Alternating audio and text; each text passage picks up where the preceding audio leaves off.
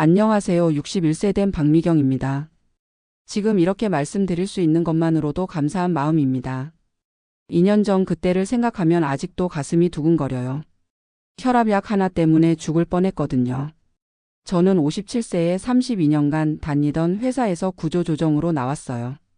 중소제조업체 사무직으로 평생을 바쳤는데 어느 날 갑자기 희망퇴직 대상자가 됐다는 통보를 받았죠. 그때가 2019년 7월이었는데 무더운 여름날 회의실에서 인사팀장이 말하는 소리가 귓가에 맴돌더라고요. 32년이나 다녔는데 하고 싶은 말이 목까지 올라왔지만 결국 퇴직금 5,200만 원 받고 나왔습니다. 남편은 동수라고 하는데 지금 63세예요. 건설 현장에서 기계 조작하는 일을 37년간 했는데 60세에 정년퇴직했어요. 일용직이라 퇴직금은 없었고 국민연금만 월 38만 원 나와요. 저도 국민연금이 42만 원 정도 나올 예정이었는데 아직 62세가 안 돼서 못 받고 있었거든요. 그러니까 제가 퇴직하고 나서는 남편 수입하고 제 퇴직금으로만 살아야 했어요. 남편은 정년 후에 재활용품 수거 일을 시작했는데 몸이 많이 불편해요. 허리 디스크에 무릎 관절염까지 있어서 자주 아프다고 하거든요. 그래도 월 150만 원 정도는 벌어와요. 저희는 경기도 부천의 다세대 주택 전세로 살고 있어요. 보증금이 8천만 원인데 25평 정도 돼요. 집값이 1억 3천만 원 정도 하니까 전세로는 괜찮은 편이죠. 제가 퇴직하고 나서 2년 동안 정말 힘들었어요. 32년 직장 다니다가 갑자기 할 일이 없어지니까 정체성 혼란이 오더라고요. 아침에 일어나도 갈 곳이 없고 남편은 새벽에 나가서 저녁 늦게 들어오니까 하루 종일 혼자 있어야 했어요. 그러다 보니 자꾸 우울해지고 스트레스가 쌓이더라고요. 그때 혈압이 올라가기 시작했어요. 원래는 정상이었는데 140에서 160 사이를 오르락 내리락 했어요. 병원 가서 혈압약 처방받아서 먹기 시작했죠. 처음에는 약 먹는 게 적응이 안 됐어요. 아침에 일어나서 제일 먼저 해야 할 일이 약 먹는 거더라고요. 하루도 빠뜨리면 안 된다고 의사 선생님이 그러셨거든요. 그런데 퇴직금으로 2년 동안 생활하다 보니까 돈이 바닥나기 시작했어요. 2021년 초쯤 되니까 정말 막막하더라고요. 남편한테 말했더니 뭐든지 일을 해야 한다고 하면서 좀 다그치는 투로 말하는 거예요. 집에서 놀고 있으면서 뭐 하느냐, 나이가 어린 것도 아닌데 언제까지 그럴 거냐, 그런 말들을 하니까 기분이 상했어요. 저도 일하고 싶지 굳이 집에서 빈둥거리고 싶어서 그런 게 아니잖아요. 나이가 있으니까 어디서 받아주겠어요. 그래도 어쩔 수 없어서 일자리를 찾기 시작했어요. 마트 계산원도 지원해보고 청소하는 일도 알아봤는데 나이 때문에 쉽지 않더라고요. 그러다가 집 근처 어린이집에서 도우미를 구한다는 소식을 들었어요. 원장님이 좋은 분이셔서 면접 보고 바로 뽑아주셨어요. 오전 8시부터 12시까지 하루 4시간씩 주 5일 근무하는데 월급이 80만 원이에요. 시급으로 치면 1만 원 정도 되는 셈이죠. 처음에는 아이들이 낯설었는데 몇 달 지나니까 정말 예쁘더라고요. 아이들이 미경 이모라고 부르면서 따라다니니까 보람도 생기고 무엇보다 규칙적인 생활을 하게 되니까 컨디션이 좋아졌어요. 남편도 제가 일을 시작하니까 표정이 많이 밝아졌어요. 그렇게 1년 넘게 잘 지내고 있었는데 2022년 10월에 그 일이 일어났어요. 그날따라 남편이 일찍 들어왔는데 기분이 안 좋아 보이더라고요. 물어봐도 별말 안 하고 저녁도 대충 먹고 TV만 보고 있는 거예요. 저는 설거지하고 빨래도 개고 바쁘게 움직이고 있는데 남편은 소파에 누워서 TV만 보고 있으니까 속이 상했어요. 그래서 한마디 했죠. 나도 하루 종일 일하고 와서 피곤한데 집안일 좀 도와달라고요. 그랬더니 남편이 갑자기 버럭 소리를 지르는 거예요. 4시간 일하는 게 무슨 힘든 일이냐. 자기는 새벽부터 저녁까지 몸쓰는 일 하는데 뭘 도와달라고 하느냐. 그런 식으로 말하더라고요. 저도 머리끝까지 화가 났어요. 32년 직장 다닐 때도 집안일은 다 제가 했는데 지금 와서 4시간 일한다고 무시하다니요. 그래서 저도 소리를 질렀어요. 그럼 당신이 해보라고 아이들 돌보는 게 얼마나 힘든지 알기나 하냐고요. 그렇게 서로 소리 지르면서 1시간 넘게 싸웠어요. 남편은 결국 화가 나서 밖으로 나가버렸고 저는 혼자 남아서 정리하면서 울었어요. 그때 화가 너무 나서 평소에 먹던 혈압약을 안 먹었어요. 화가 나니까 아무것도 하기 싫더라고요. 약 먹는 것도 귀찮고 남편 때문에 스트레스 받는데 뭘 또 약을 먹나 싶었어요. 그냥 화가 난 상태로 잠자리에 들었죠. 남편은 밤늦게 들어왔는데 서로 말도 안 하고 잤어요. 그런데 새벽 4시쯤인가 갑자기 머리가 너무 아픈 거예요. 지금까지 느껴보지 못한 두통이었어요. 머리를 누가 망치로 때리는 것 같더라고요.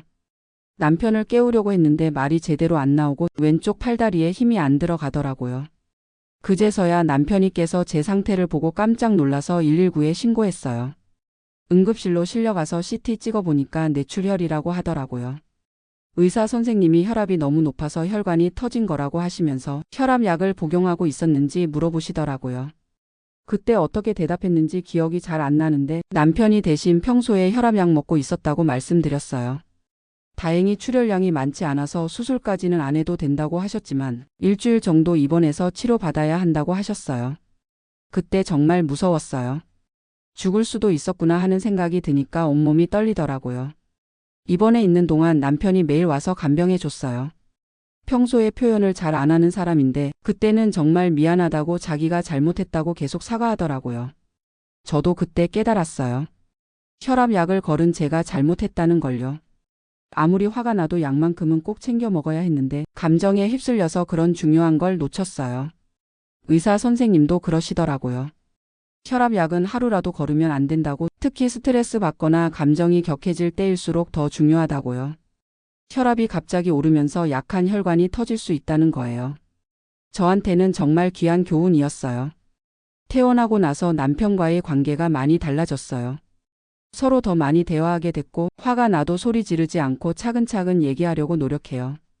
남편도 집안일을 도와주려고 하고 저도 남편이 힘들어하면 더 이해하려고 해요. 무엇보다 제가 건강관리에 정말 신경을 많이 쓰게 됐어요. 매일 아침 혈압 재고 기록하고 약은 절대 빼먹지 않아요. 작은 약통에 혈압약을 넣어서 가방에 항상 들고 다녀요. 만약에 깜빡하고 안 먹었다가 밖에서 생각나면 바로 먹을 수 있게요. 화가 날 때는 심호흡을 10번 정도 하고 마음을 가라앉혀요. 그리고 남편과 하루에 10분이라도 대화하는 시간을 만들려고 해요. 서로 하루 어떻게 지냈는지, 무슨 일이 있었는지 물어보고 대답해주고요. 사소한 일이지만 이런 것들이 쌓이면 오해가 줄어드는 것 같아요. 지금은 뇌출혈 후유증으로 왼쪽 팔에 약간 마비감이 있어요. 완전히 못 쓰는 건 아니고 감각이 좀 떨어지는 정도예요. 그래도 일상생활하는 데는 큰 지장이 없어서 다행이에요. 어린이집 일도 계속하고 있어요. 원장님이나 동료 선생님들이 많이 걱정해 주시고 배려해 주셔서 고마워요. 아이들도 미경 이모가 아프다고 하니까 더 안아주고 착하게 굴더라고요. 정말 순수한 아이들 보면서 마음이 많이 치유되는 것 같아요. 경제적으로는 지금 남편 수입 150만 원, 제 수입 80만 원에 국민연금 두 사람 합쳐서 80만 원, 기초연금 52만 원 해서 월 362만 원 정도 들어와요. 생활비로 320만 원 정도 나가니까 많이 여유롭지는 않지만 그래도 적자는 아니에요. 의료비가 월 50만 원 정도 나가는데 혈압 약값이랑 정기검진비, 재활치료비 이런 거예요. 건강보험이 있어서 다행이지 없었으면 정말 큰일 날 뻔했어요. 저축은 지금 300만 원 정도밖에 없어요. 뇌출혈 치료받을 때 병원비로 많이 썼거든요. 그래도 큰 후유증 없이 회복된 게 얼마나 다행인지 몰라요. 혹시나 저처럼 혈압약 드시는 분들 계시면 꼭 말씀드리고 싶어요. 아무리 화가 나고 스트레스 받아도 약만큼은 절대 거르지 마세요.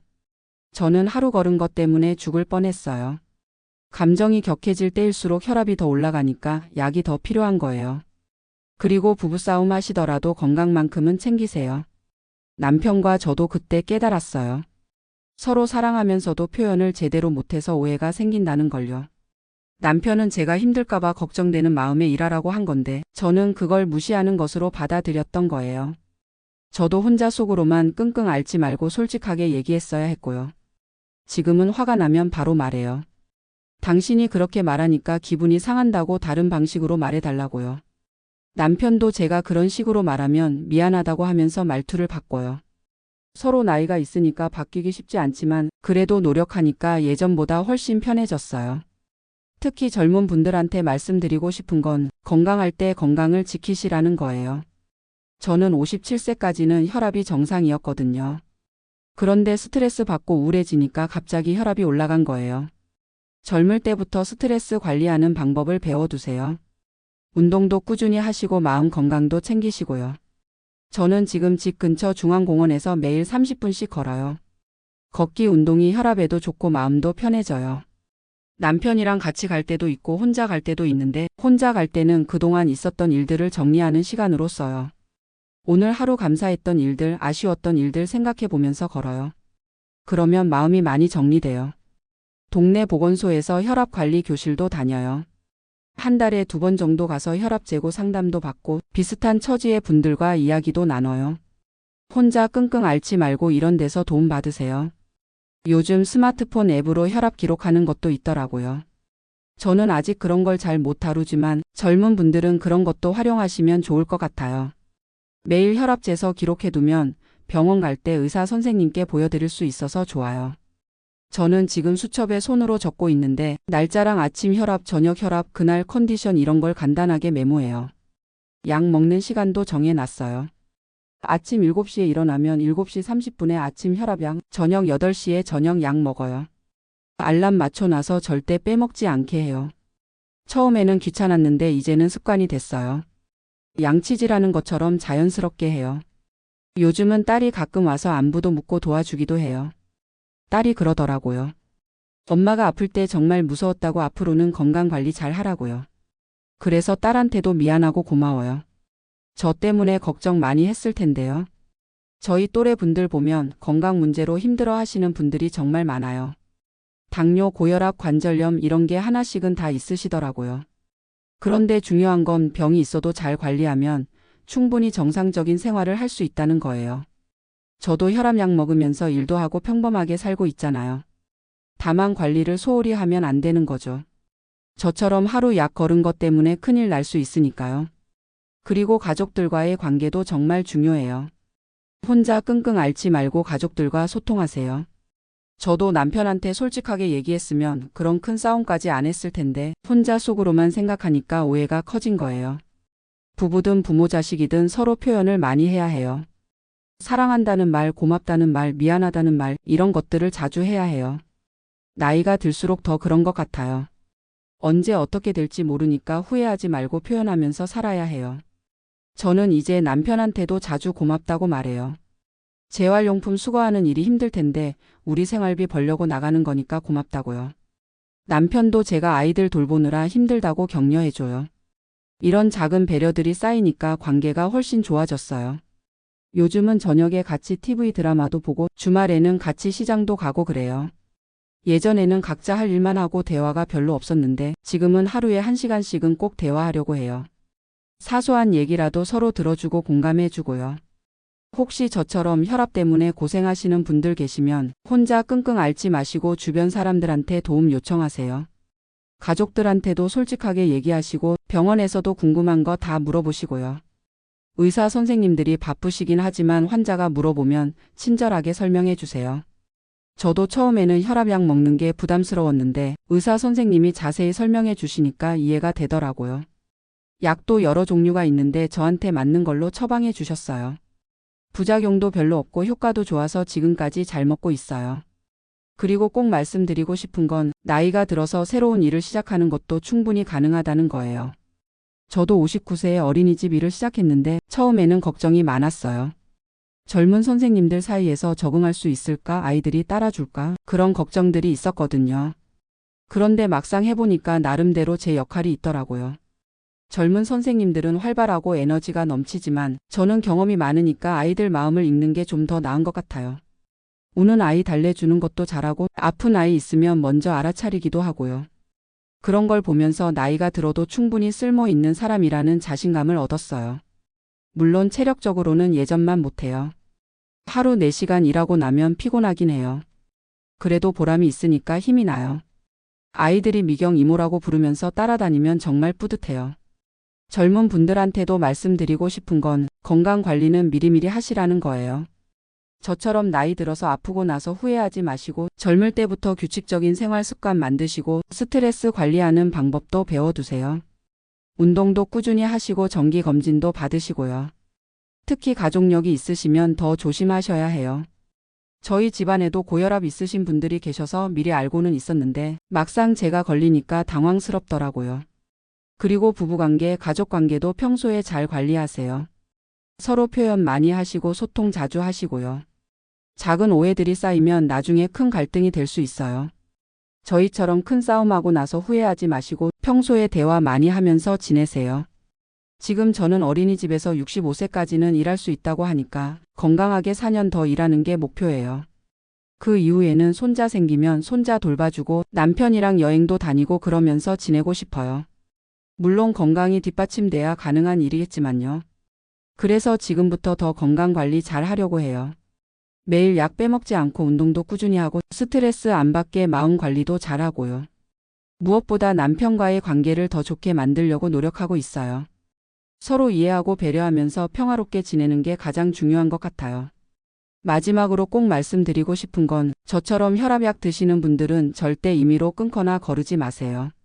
아무리 기분이 안 좋아도 화가 나도 약만큼은 꼭 챙겨 드세요. 하루 걸은 것 때문에 정말 큰일 날 수 있어요. 그리고 가족들과 많이 대화하시고 사랑 표현도 자주 하세요. 건강하게 오래 사는 게 가장 큰 복이라는 걸 이제 알겠어요. 여러분도 모두 건강하시고 가족들과 행복하게 지내시길 바라요. 감사합니다.